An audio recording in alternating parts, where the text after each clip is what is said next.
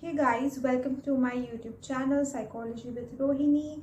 And actually, let's get right into the discussion because we have a lot to discuss today. Abraham Maslow's hierarchy of needs is a well-known theory in the field of psychology, and most psychologists and psychology students are well aware of this. And there are different versions of the hierarchies and different pyramids with different levels.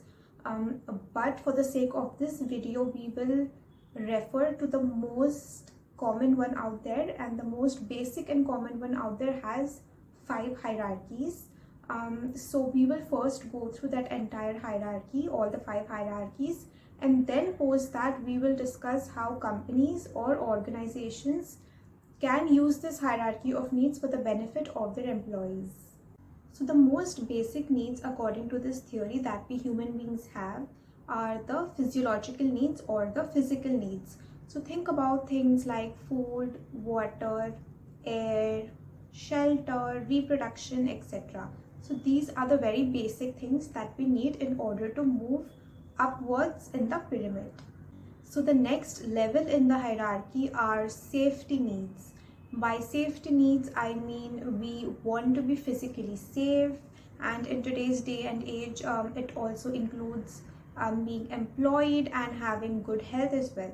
So once our very basic physiological needs are complete, like food, water, shelter, clothing, etc. Once these are all complete, we start to look for our safety needs. And now moving further, once our physiological and safety needs are both met, we start to look for a sense of belongingness.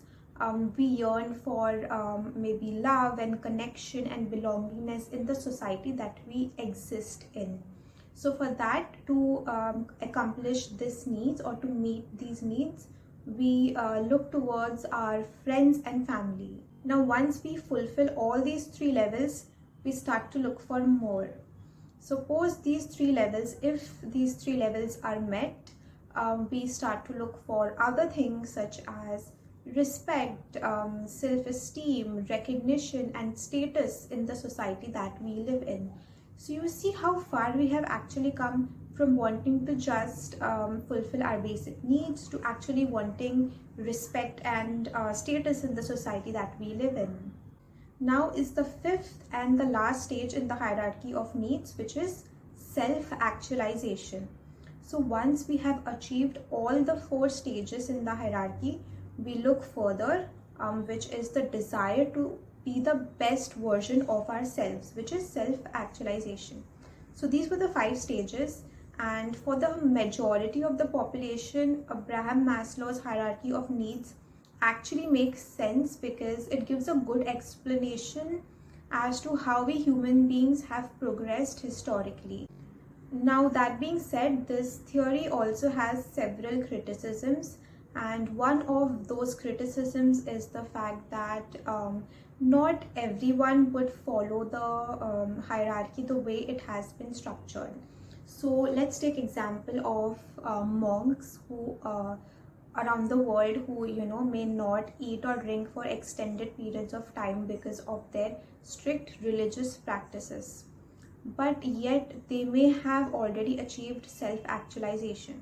So they have already achieved the 5th and the final stage, which is at the very top of the hierarchy, yet their basic needs of food and water are compromised. So this hierarchy may not explain each and everyone's situation in life. So there are outliers that won't fit this theory, but for the general human population, Maslow's hierarchy of needs is a very good explanation. However, the hierarchy, it's not just a psychological concept used just by psychologists. In fact, big businesses and organizations borrow from it to better their operations and support their employees as well. So I came across a Forbes article which very comprehensively explained how big businesses sort of use the hierarchy to tailor their support for their employees depending on what their employees need at that very specific time.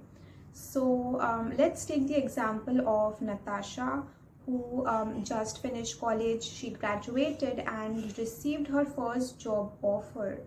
So somebody like Natasha, who is excited to start working, would also want to be independent as much as possible. So she would focus on the most basic things in her life, like maybe paying rent or paying off her student loans.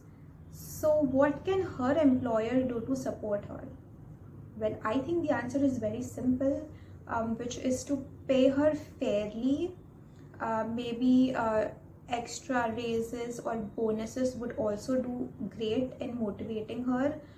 This is because Natasha is in the very first stage of the hierarchy, where she is trying to complete her basic needs independently, and having good monetary resources would be of great help for her.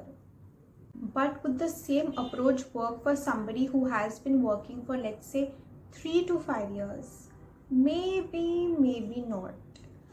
Let's take the example of David to understand this. So David has been working for the past 5 years and he has a family and a child to support. So as compared to Natasha, maybe David would appreciate a different sort of support.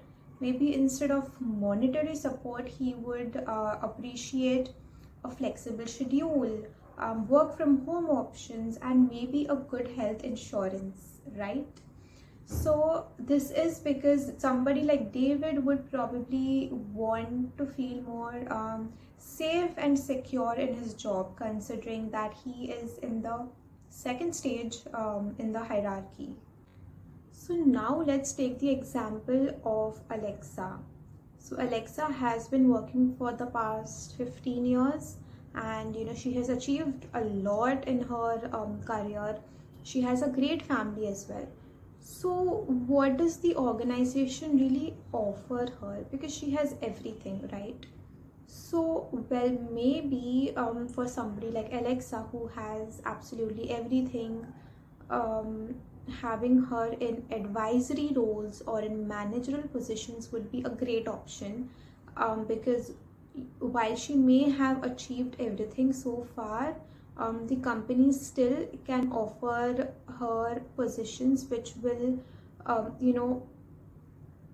fulfill her psychological needs for recognition, for a particular status, which will also be good for her self-esteem and self-respect.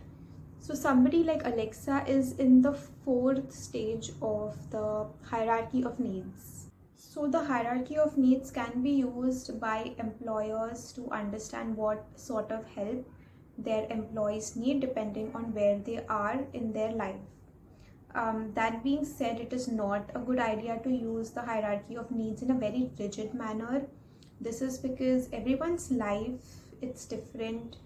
They have different struggles and situations, and that plays a huge role on what an employee might want, what sort of help an employee might want. So it's a good idea for employers to speak to their employees and discuss what kind of support they need. After all, a happy and satisfied employee can make a huge difference. What do you think? Thanks for watching the video. Do like, comment and share the video, and subscribe maybe. Bye.